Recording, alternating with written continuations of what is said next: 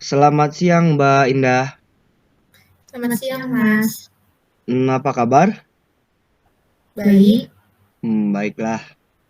Coba Mbak ceritakan kepada saya apa yang membuat Mbak itu tertarik untuk mengikuti konselor pada hari ini. Konseling pada hari Hmm, ini. Begini, Mas. Saya tuh kayak merasa canggung dalam memilih antara kuliah sambil kerja atau hanya kuliah aja. Maksudnya? Jadi gini loh, Mas. Kayak saya ngerasa sulit untuk membayar uang kuliah jika hanya mengharapkan penghasilan dari orang tua. Nah, makanya dari itu saya tuh kayak memilih untuk bekerja part-time sambil kuliah. Sedangkan orang tua saya tuh hanya kalangan menengah kan ya Mas, dan masih memiliki tanggungan untuk menyekolahkan adik-adik saya Mas. Oh baik, saya paham dengan apa yang sedang Mbak rasakan. Terima kasih Mas. Berarti Mbak sudah, berarti Mbak sedang mengalami masalah dalam keuangan untuk membayar uang kuliah ya? Karena orang tua Mbak masih menyekolahkan adik-adik Mbak juga. Iya Mas, bener banget. Berarti Mbaknya sudah menyadari permasalahan Mbak ini terletak pada finansial atau keuangan? Iya Mas. Bagaimana saya seharusnya ya Mas? Bagus. Ini sebuah kemajuan jika Mbak sudah menyadari sebuah permasalahannya. Mari kita cari bersama tujuan yang ingin kita capai dalam konseling ini. Baik Mas, saya setuju. Jika Mbak dapat bekerja sambil kuliah, apakah Mbak yakin Mbak dapat melakukan keduanya sekaligus? Saya merasa tidak akan ganggu jam kuliah sih Mas.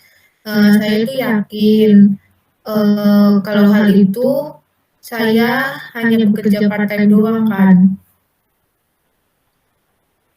Baiklah, saya memahami Anda sekarang. Jika Anda merasa tidak akan meninggalkan jam kuliah, saya akan mendukung sepenuhnya apa yang Mbak pilih. Baik Mas, saya sangat yakin tidak akan mengganggu jam kuliah saya dan akan dapat saya pikul keduanya sekaligus demi ibu dan adik-adik saya. Baiklah. Jika memang Mbaknya yakin dapat memikul keduanya tanpa mengorbankan salah satu, berarti Mbaknya seorang yang pekerja keras. Saya harap tindakan Mbak sesuai dengan apa yang Mbak ucapkan kepada saya. Saya usahakan Mas, insya Allah. Baiklah, apakah masih ada yang Mbak ragukan? Saya sepertinya nggak ada sih Mas, kayak saya sudah bulat dengan tindakan saya. Baiklah Mbak. Hai, bertemu lagi kita Mbak Indah. Iya Mas. Bagaimana kabar Mbak Indah? Apakah sudah mendapatkan apa yang diinginkan? Baru saja saya itu ingin konseling lebih lanjut Mas terkait permasalahan saya. Oh, baik Bang. Baik Mbak. Mari kita lanjutkan. Baik Mas. Jadi bagaimana? Apakah sudah ada panggilan?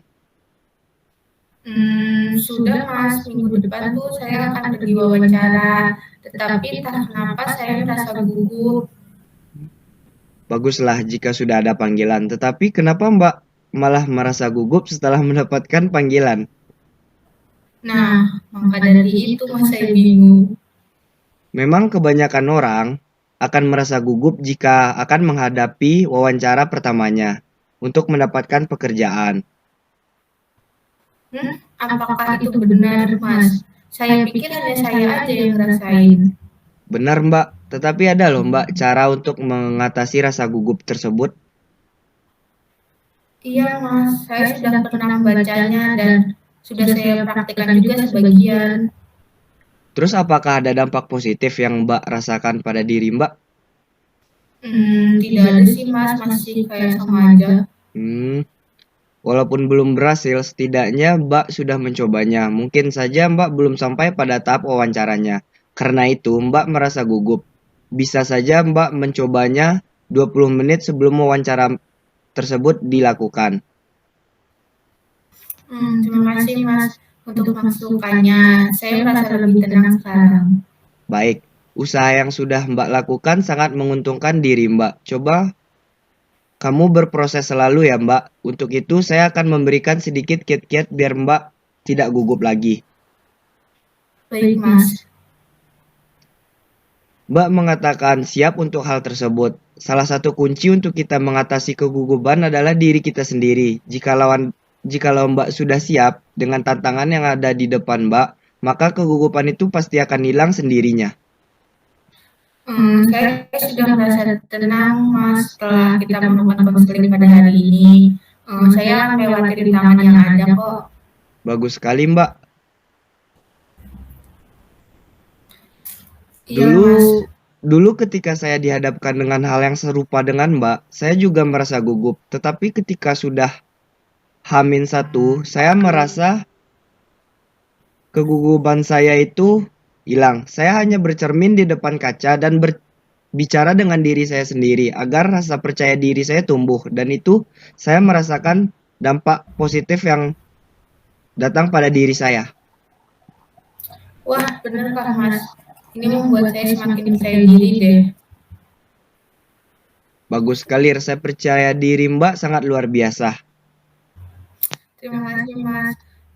Tetapi jika ketika beberapa menit sebelum wawancara, saya merasa ragu itu gimana ya caranya saya menyikapi? Oh, kadang-kadang kita akan dihadapkan dengan situasi tersebut. Jika bisa, Mbak menghilangkan pikiran-pikiran negatif tentang itu, agar Mbak percaya diri. Oh, baik Mas, akan saya lakukan. Baik sekali Mbak, di sini sebenarnya akar permasalahannya adalah kebingungan Mbak sendiri yang membuat Mbak lupa melihat peluang yang ada dan terlarut dalam kebingungan tersebut. Tetapi setelah Mbak berani konseling dan bercerita kepada saya melihat Mbak adalah seorang yang pekerja keras. Iya Mas, sekarang saya merasa lebih nyaman dengan kehidupan saya. Nah, setelah beberapa minggu kita melakukan konseling, bagaimana perasaan Mbak? Saya merasa lebih lega sih Mas, karena saya datang ke sini kan dengan penuh rasa kebingungan ya. Dan setelah beberapa minggu konseling, saya merasa menjadi orang yang paling percaya diri Mas. Syukurlah begitu banyak hal yang positif yang kita dapatkan ya Mbak. Semangat selalu Mbak. Iya Mas, semangat Mas. Saya juga merasa senang sekali bisa bertemu dan berproses bareng dengan Mbak selama beberapa minggu ini. Berarti dengan berat hati, saya menyampaikan bahwasanya sesi konseling kita sudah berakhir sampai di sini ya Mbak. Terima kasih sudah mempercayai tahap konseling Mbak kepada biro kami. Saya meminta maaf dengan sangat jika ada perkataan saya yang menyinggung Mbak. Semoga kita bertemu kembali dengan gaya rambut yang berbeda. Iya Mas, saya juga mengucapkan terima kasih ya dengan sangat kepada Mas karena sudah mau mendampingi saya. Dan maaf juga jika saya banyak merepotkan Mas. Santai saja Mbak, sampai jumpa. Sampai jumpa Mas. Baik sekali Mbak, di sini sebenarnya akar permasalahannya adalah kebingungan Mbak sendiri yang membuat Mbak lupa melihat peluang yang ada dan terlarut dalam kebingungan tersebut. Tetapi setelah Mbak berani konseling dan bercerita kepada saya melihat Mbak adalah seorang yang pekerja keras. Iya Mas, sekarang saya merasa lebih nyaman dengan kehidupan saya. Nah, setelah beberapa minggu kita melakukan konseling, bagaimana perasaan Mbak? Saya merasa lebih lega sih Mas, karena saya datang ke sini kan dengan penuh rasa kebingungan ya. Dan setelah beberapa minggu konseling, saya merasa menjadi orang yang paling percaya diri Mas. Syukurlah begitu banyak hal yang positif yang kita dapatkan ya Mbak. Semangat selalu Mbak. Iya Mas, semangat Mas. Saya juga merasa senang sekali bisa bertemu dan berproses bareng dengan Mbak selama beberapa minggu ini. Berarti dengan berat hati, saya menyampaikan bahwasanya sesi konseling kita sudah berakhir sampai di sini ya Mbak. Terima kasih sudah mempercayai tahap konseling Mbak kepada biro kami. Saya meminta maaf dengan sangat jika ada perkataan saya yang menyinggung Mbak. Semoga kita bertemu kembali dengan gaya rambut yang berbeda. Iya Mas, saya juga mengucapkan terima kasih ya dengan sangat kepada Mas karena sudah mau mendampingi saya. Dan maaf juga jika saya banyak merepotkan Mas.